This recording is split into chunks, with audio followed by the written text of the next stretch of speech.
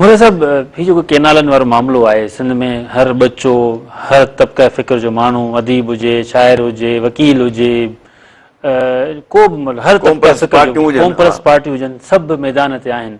मसइले ज़राअत वारी पार्टियूं, ऐवान ज़राअत वारा सभु मतिलबु आहिनि। ज़ाहिर हारी मतिलबु एतिरे क़दुरु जो भठिया मज़दूर बि जेको आहे, मां हींअर केटी बंदर हुयमि, उते होड़नि वारा बि चवनि पिया त असां मरी वेंदासीं। ठीकु आहे, हाँ हिन मसइले जो हल कंहिं वटि आहे, कहिड़े स्टेक होल्डर वटि आहे जो ही मसइलो हल करे? ॾिसो था, मां तव्हांखे हिकिड़ो अर्ज़ु कयां। ॾिसो, जाइज़ या नाजाइज़ पीपल्स पार्टी खटी आई आहे इलेक्शन।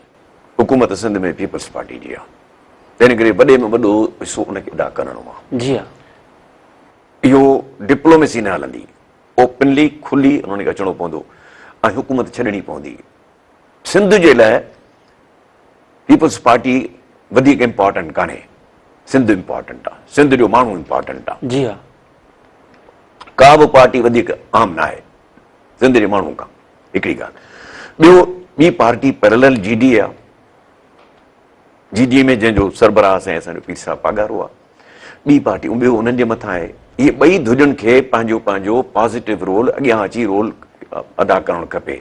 ॾिसो, ॻाल्हि इहा आहे त पीपल्स पार्टी जो वर्कर या पीपल्स पार्टीअ जो वोटर बि सिंधी आहे ऐं जीडीए जो सपोर्टर बि सिंध में सिंधी आहे। जी हा, बल्कि पाकिस्तान में जेकॾहिं पावर बेस आहे पीर साहब पागारे जो, त सिंध में आहे न।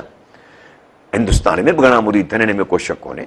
त उन्हनि खे बि पंहिंजो अदा करणु खपे हिसो, जेको हिन तहरीक में पंहिंजो हिसो अदा करणु खपे। हिन तहरीक खे बुनियादु वठणु खपे। हिन तहरीक जिते वञनि था, जिते ॻाल्हाइनि था, उते चवणु खपनि त हीउ सिंध जे तबाहीअ जो नियापो आहे, नवां केनाल कढणु।